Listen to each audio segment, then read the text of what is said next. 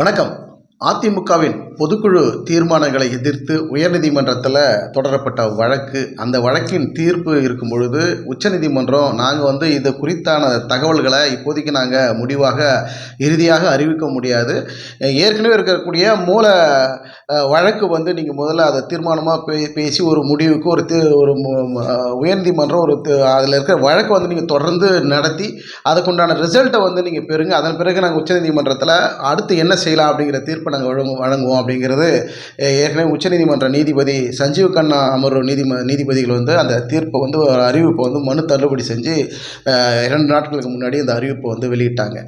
இதனை தொடர்ந்து பார்த்தீங்கன்னா ஓபிஎஸ் தரப்பில் ஒரு பின்னடைவாக இருக்குமா, அவருடைய ஆதரவாளர்களை நாங்கள் விசாரித்த போது அப்படிலாம் இதனால் ஓபிஎஸ் தரப்பில் எங்களுக்கு எந்த விதமான பின்னடைவும் இல்லை, இது இறுதியான தீர்ப்பு இல்லையே, அப்படி இருக்கும்போது எங்களுக்கு ஏன் இது ஒரு பின்னடைவு, இன்னும் நிறைய விஷயங்கள் இருக்குது, இது இறுதியாக முடிவாக எடப்பாடி பழனிசாமி அவர்கள் வெற்றி பெற்றுட்டாரு, ஜெயிச்சிட்டாரு, நிரந்தர கட்சியினுடைய பொதுச் செயலாளராக அவர் நினைச்சிட்டு இருக்கிறாரு, அந்த மாயெல்லாம் இது கிடையாது, இறுதியான தீர்ப்பு உச்சநீதிமன்றம் இன்னும் வழங்கலை, ஏற்கனவே இருக்கக்கூடிய மூல வழக்கு உயர்நீதிமன்றத்தில் இருக்குது, அந்த வழக்கு என்ன நிலையில் இருக்குது, எங்கள் பக்கம் அது சாதகமாக வருவதற்குண்டான விசாரணை போய்கிட்டு இருக்கு. நீதிபதி சொல்லியிருக்கிறாங்க, இதனுடைய வழக்கு விசாரணைகள்னால நீங்கள் போதுமான ஆதாரங்களோட நிரூபிக்கப்பட்டால் தீர்ப்பு யாருக்கு சாதகமாக வரும், அதனுடைய நியாயமான கோரிக்கைகள் யார் பக்கம் இருக்குதோ அவங்களுக்கு சாதகமாக இது வரும் அப்படிங்கிறதுனால எங்களுக்கு நீதிமன்ற விசாரணையில் எங்களுக்கு சொல்லியிருக்கிறாங்க. அதனால் நாங்கள் போதுமான ஆதாரங்களையும் போதுமான கருத்துக்களும் நாங்கள் முன்வைக்கிறதுக்காக நாங்கள் தயார் நிலையில் இருக்கிறோம் அப்படின்னு ஓபிஎஸ் தரப்பு சார்பாக இருக்கக்கூடிய ஆதரவாளர்கள் கருத்துக்களாக பகிர்கிறார்கள். இந்த நிலையில் பிரதமர் மோடி அவர்கள் சென்னைக்கு வரும்பொழுதெல்லாம் பார்த்தீங்கன்னா ஓபிஎஸ் போய் நேரில் சந்திக்கிறது, கூடவே போகும்போது பார்த்தீங்கன்னா ஒரு கையில் ஒரு ஃபைல் கொண்டு போவார், ஒரு ரெக்கார்டு கொண்டு போவார், ஏதாவது ஆதாரங்களை மோடியிடம் பிரதமரிடம் கொடுப்பதற்காக சில தகவல்கள்லாம் கொண்டு போவார். ஆனால் அந்த ஃபைல்களை கொண்டு போவார் தவிர மோடியிடம் அதை கொடுத்தாரா இல்லை கொடுக்கக்கூடிய சூழல் அமைஞ்சுதா அப்படின்னுலாம் இது சரியாக பார்க்கப்படலை. காரணம் என்னென்னா, அவர் ஏர்போர்ட்டில் போய் சந்திக்கும் போதும் ஒரு பூங்கொத்து கொடுக்குறதோ, ஒரு சால்வை அணிவிக்கிறதோ, ஒரு புத்தகத்தை கொடுப்பதோ, இது மட்டும் தான் நடக்குது. நேரில் உட்காந்து இது குறித்து பேசுவதற்கு மோடி அவர்கள் நேரத்தை ஒதுக்கலை அப்படிங்கிற தகவல் தான் இருக்குது. ஸோ எப்படியாவது ஏர்போர்ட்டில் சந்திச்சிடணும், இல்லை நேரில் பர்சனலாக உட்காந்து ஒரு 10 நிமிஷம் பேசிடணும் அப்படின்னு சொல்லிட்டு ஓபிஎஸ் நிறைய முறை முயற்சி பண்ணுறாரு. அது சரியான சூழல் அவருக்கு அமையலை அப்படிங்கிறது தான் ஒரு பின்னடைவாக பார்க்கப்படுது. அது பின்னடைவாக பார்க்க முடியாது அப்படிங்கிறது தான் ஓபிஎஸ் தரப்பில் சொல்லப்படக்கூடிய ஒரு விஷயம். ஏன்னா இது இறுதி தீர்ப்பு, இறுதி முடிவெல்லாம் கிடையாது, மேல்முறையீடு செஞ்சு அடுத்து இன்னொன்று நிறைய விஷயங்கள் இருக்குது. அதனால் எடப்பாடி பழனிசாமி அவர்கள் ஒரு பெரிய நாங்கள் ஜெயிச்சிட்டோம், நாங்கள்லாம் வின் பண்ணிட்டோம் அப்படிங்கிறது மமதியில் இருந்தார்னா அது தப்பான போக்கு அப்படின்னு ஓபிஎஸ் தரப்பு இருக்கக்கூடிய ஆதரவாளர்கள் சொல்கிறாங்க.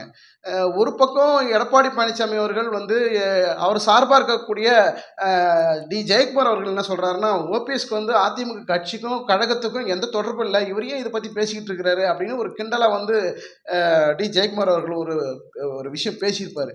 அதுக்கு ஆதரவாளர்களும் ஓபிஎஸ்னுடைய ஆதரவாளர்ன்றாரு, முதல்ல கட்சியில் ஓ பன்னீர்செல்வம் அவர்கள் இதுக்கு முன்னாடி என்னவா இருந்தார், அடிப்படை தொண்டனாக இருந்து படிப்படியாக உயர்ந்து 3 முறை அம்மானுடைய நம்பிக்கை பெற்று ஒரு விசுவாசியாக முதலமைச்சராக இருந்தவர்.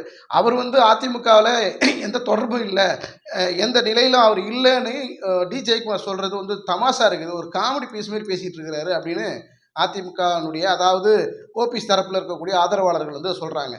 ஸோ அதிமுகவில் கட்சிக்கும் கழகத்துக்கும் எந்த தொடர்பும் அப்படி இல்லை அப்படின்னு ஓபிஎஸ்க்கு இவன் நிரந்தரமாக சொல்லிவிட முடியாது, அவருக்கும் ஒரு உரிமை இருக்கிறதுங்கிறது தான் ஓபிஎஸ் ஆதரவாளர்கள்லாம் சொல்கிறாங்க. இந்த கருத்து நாளடைவில் என்ன நடக்கும் அப்படிங்கிறது பொறுத்திருந்தால் பார்க்கணும். அதே நேரத்தில் ஓபிஎஸ் அவர்கள் டெல்லியிலிருந்து பிரதமர் சென்னைக்கு வரும்போதெல்லாம் எப்படியாவது பார்க்கணுங்கிற முயற்சியை மேற்கொண்டாரு. ஆனால் பார்க்குறாரு, சால்வை அணிவிக்கிறாரு, புத்தகங்களை கொடுக்குறாரு, இந்த மாதிரி விஷயம் நடக்குதே தவிர கொண்டு போன ஃபைலை மோடியிடம் கொடுப்பதற்கு வாய்ப்புகள் இன்னும் சரியாக அமையலை. அதனால் விரைவில், அதாவது அயோத்தியில் ராமர் கோயிலினுடைய பூஜையில் கலந்துக்கிறதுக்காக இவர் பார்த்தீங்கன்னா ஓபிஎஸ் போகிறாரு, அயோத்திக்கு போகிறாரு. அதே நேரத்தில் பார்த்தீங்கன்னா டெல்லிக்கும் போய் அமித்ஷா, பியூஷ் கோயல், மத்திய அமைச்சர்கள், முக்கிய அமைச்சர்களில் போய் நேரில் சந்திக்கணும், அமித்ஷாவும் பியூஷ் கோயல் அப்படியே மோடி அவர்களெல்லாம் சந்தித்து இதுக்குண்டான தீர்வுக்காக நேரில் போகணும் அப்படிங்கிற ஒரு அழைப்பும் இவருக்கு ஓபிஎஸ்க்கு அவர்களுக்கு வந்திருக்குது. ஓபிஎஸ் விரைவில் டெல்லிக்கு போய் அமித்ஷா சந்திக்கிறதுக்கு, முக்கிய அமைச்சர்களாக சந்தித்து பேசி எடப்பாடி சார்ந்த ஃபைல்கள்லாம் அங்கே கொடுத்துருவாரோ அப்படிங்கிற ஒரு விஷயமும் பேசப்படுது. பொறுத்திருந்தா பார்க்கணும் என்ன நடக்குதுன்னு. ஏன்னா அயோத்திக்கு இவருக்கும் ஒரு அழைப்பு வந்திருக்குது. அவரும் அயோத்திக்கு ராமர் கோயிலினுடைய திறப்பு விழாவுக்கு பூஜைக்கு இவரும் கலந்து கொள்வதற்கு போவதற்கான வாய்ப்புகள் இருக்குதுன்னு சொல்லப்படுது. இந்த நிலையில ஓபிஎஸ் வந்து ஆனா எந்த ஒரு சூழல் வந்து எத்தனை முறை வழக்குகள்ல பின்னடைவு ஏற்பட்டாலும் ஓபிஎஸ் வந்து அதுக்கு தளராமல், ஒரு சோர்ந்து போகாமல் தொடர்ந்து முயற்சித்து கொண்டே இருக்கிறார். மேலும் மேலும் நம்ம போலாம்.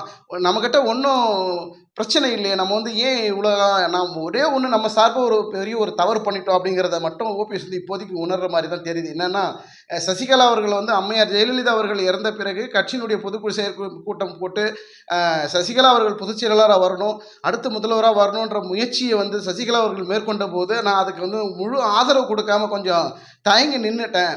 அதனால தான் இன்னைக்கு இந்த அளவுக்கு இந்த பிரச்சனைகள் ஏற்பட்டுருது அப்படின்ற ஒரு ஃபீல் பண்ற மாரி தான் ஓபிஎஸ் அவருடைய ரியாக்ஷன் இருக்குதுன்னு தான் பார்க்கப்படுது. ஸோ இது வந்து பின்னடைவு எனக்கு கிடையாது. ஏதோ ஒரு சின்ன சின்ன தடுமாற்றங்கள், சின்ன சின்ன தவறுகள் நடந்திருக்குது. அதனால தான் நான் வந்து இந்த அளவுக்கு இப்படி போய்க்கிட்டு இருக்கிறேன். இருந்தாலும் விடமாட்டேன் அப்படிங்கிற முயற்சி மேலும் மேலும் செய்றாரு. அந்த பின்னடைவு எத்தனை முறை நீதிமன்றங்கள் மூலியமாக மேல்முறையீடு செஞ்சு, அதன் மூலியமா தீர்ப்புகள் சாதகமா வராத சூழல்ல கூட பன்னீர்செல்வத்தின் முகத்துல பார்த்தீங்கன்னா, ஒரு சோகமோ, ஒரு பின்னடைவோ, ஒரு விரக்தியோ, என்னடா இத்தனை முறை நம்ம முயற்சி பண்றோம். இதுலேருந்து ஒரு தீர்வே கிடைக்கல அப்படிங்கிற எந்த விதமான சோக நிலைய வந்து ஓபிஎஸ் தரப்பு முகத்திலயோ, அவருடைய செயல்லயோ இல்ல. உற்சாகமா தான் மீண்டும் மீண்டும் மோதுறாரு. மீண்டும் மீண்டும் முயற்சி பண்றாரு. மீண்டும் போய் எத்தனை முறை சந்திக்கிறதுக்கும் தயாரா இருக்கிறாரு மோடிய. இப்படி பல்வேறு முயற்சிகளை மேற்கொள்றாரு. 1000 தோல்விகள் கண்டாலும் ஒரு வெற்றி என்பது இந்த 1000 தோல்விகளும் அழித்துவிடும். அதுபோல தொடர்ந்து முயற்சி செய்து தோல்வி அடைந்தாலும் வெற்றி என்பது மிகப்பெரிய சாதனை வெற்றியாக மாறிவிடுமோ அப்படிங்கிற அச்ச உணர்வும், பய உணர்வும் எடப்பாடி பக்கம் இருக்கத்தான் செய்கிறது. பொறுத்திருந்து பார்ப்போம். வருகிற நாடாளுமன்ற தேர்தலில் எந்த மாதிரியான யுக்திகளை கையாளுவாங்க. அயோத்தி ராமர் கோயில் திறப்பு விழாவுக்கு ஓபிஎஸ் அவர்கள் சென்றால், அதுக்கு முன்பு அந்த கோயிலுக்கு போய் சந்திப்பதற்கு முன்பு ஒருவேளை பியூஷ் கோயலையும், அமித்ஷா இவர்களை சந்திப்பாரா? இல்ல பூஜையெல்லாம் முடிஞ்ச பிறகு அங்கேயே டெல்லியிலே முகாமிட்டு, அங்கேயே தங்கியிருந்து இவர்களை சந்திச்சு ஒரு ரவுண்ட் அடிச்சுட்டு ஒரு தீர்வோட தான் வருவாரா? அப்படிங்கிறத நம்ம பொறுத்திருந்தா பார்க்கணும். நன்றி. வணக்கம்.